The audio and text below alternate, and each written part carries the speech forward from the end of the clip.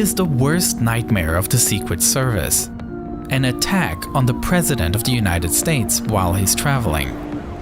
Hidden beneath this manhole cover is a bomb that went undetected, and it can be triggered remotely.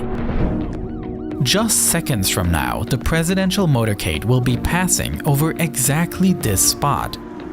But this is not the only danger. A few blocks away, there is a second threat. Located in a dimly lit room, a sniper is overlooking the intersection, where the president will soon be. And a little further down the road, a van with tinted windows is parked, close to the blocked-off streets. Inside, a man is preparing a rocket launcher that will soon be aimed at the motorcade.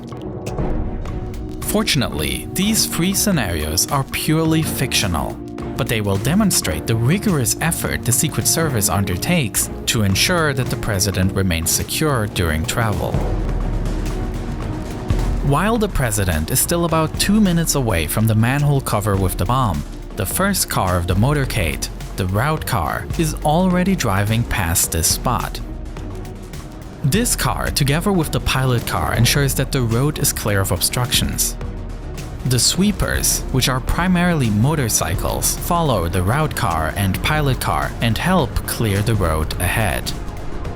However, they are unable to identify the bomb, and the core of the motorcade, consisting of Secret Service vehicles with the president on board, is approaching.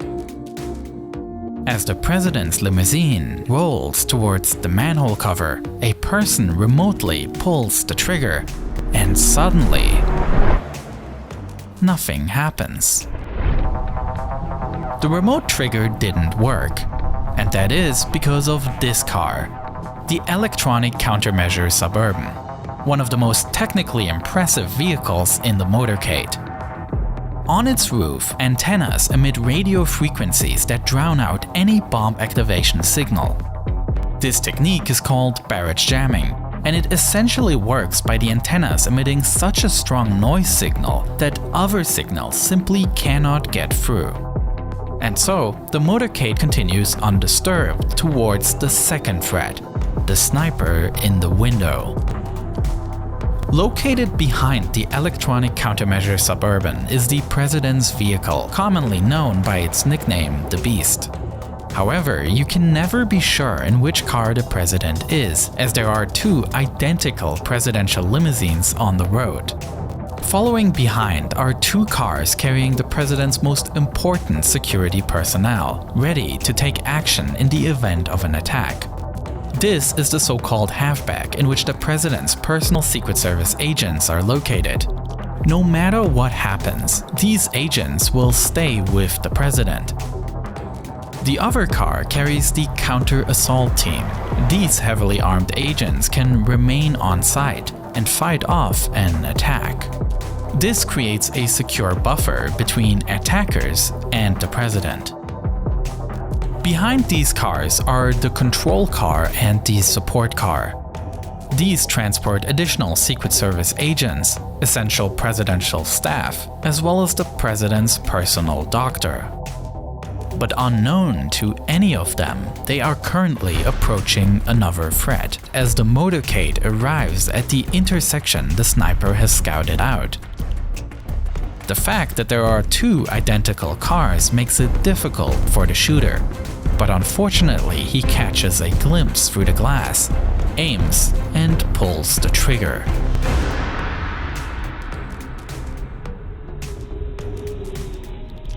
Such a scenario naturally brings back memories of the 1963 assassination of John F. Kennedy, who was shot while driving his motorcade through Dallas. Since that time, the presidential limousine has undergone many changes. Kennedy's car was a specially modified 1961 Lincoln Continental. Unfortunately though, only a few of the adjustments made were related to security improvements. The car was retrofitted with a luxurious heating and air conditioning system, as well as lights, sirens, fire extinguishers, and radio telephones for communication. The car was also extended to include a middle row of jump seats that can fold away when not in use. In addition, the roof was made to be completely removable, and the cushion on the rear bank where the president sits was raised. Both these modifications were designed to make the president more visible to the public.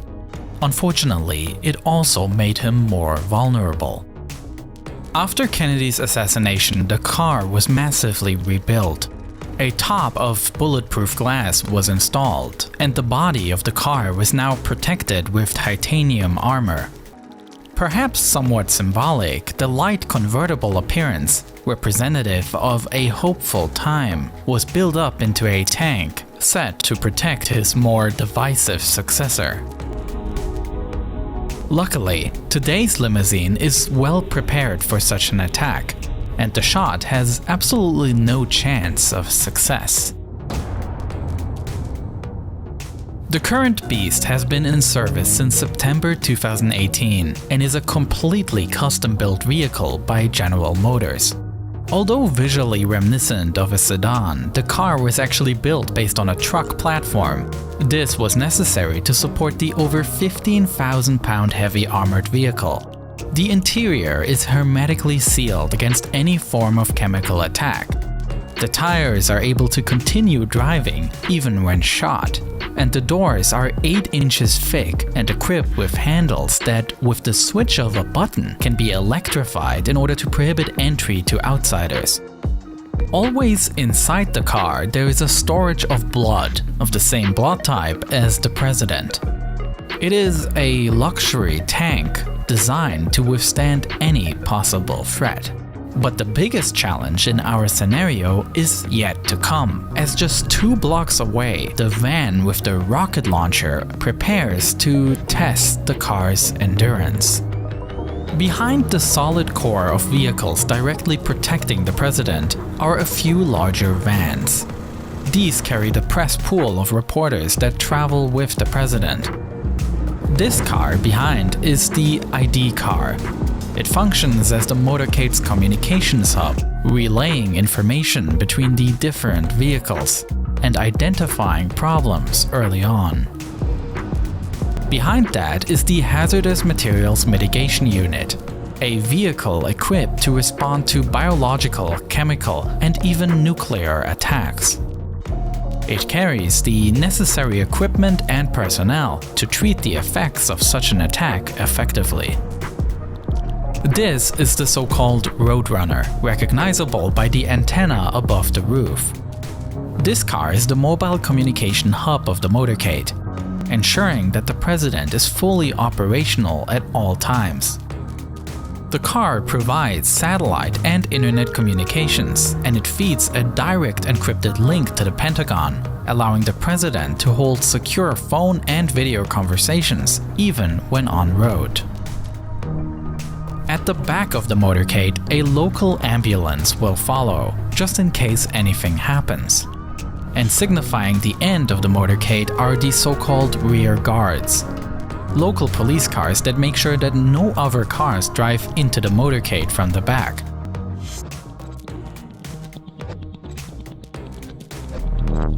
At this point, the presidential limousine arrives at the intersection with the van. Quickly, a man jumps out and aims the rocket launcher directly at the limousine.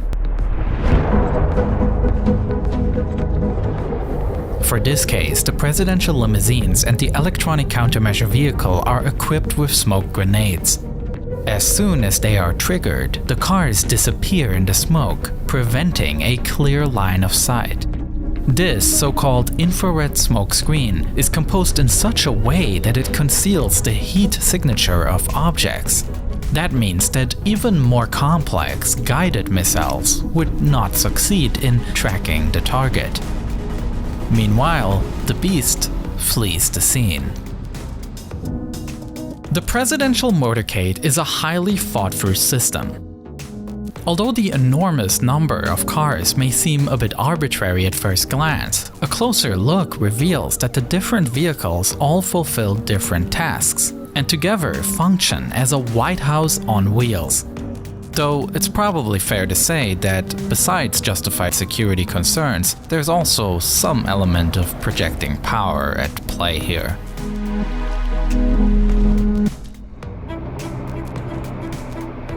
Today, the motorcade managed to successfully avert 3 different dangers. But the motorcade is only one part of a huge security apparatus, with another element being Air Force One, the call sign for a heavily modified Boeing 747, on which the president travels. This plane was severely tested when it served as a refuge for George Bush during the attacks on the country on September 11, 2001, with the president spending much of that day on board. For my next video, I took a look at this special perspective on September 11. And you can watch that video already right now on Nebula, where I upload all my videos first. And not only that, Nebula is also where you can see exclusive videos that I made just for Nebula subscribers, such as the one I produced about the Bin Laden raid, detailing how this military operation unfolded. Because Nebula is a subscription service, I can work with higher budgets for these videos, creating way more ambitious projects, and this support has enabled me to increase my production quality for my YouTube videos as well, allowing me to do things I could have only dreamed of 2 years ago. Besides me, you can find incredible shows exclusive to Nebula from many other educational creators, as we are all building this streaming site together, with everything included in one subscription. And if you have a friend or a family member who is interested in smart, highly produced documentaries and shows, then this December we are offering a very special gift card with which you can gift someone Nebula access for a lifetime. So please make sure to check out Nebula, and thank you so much for watching this video.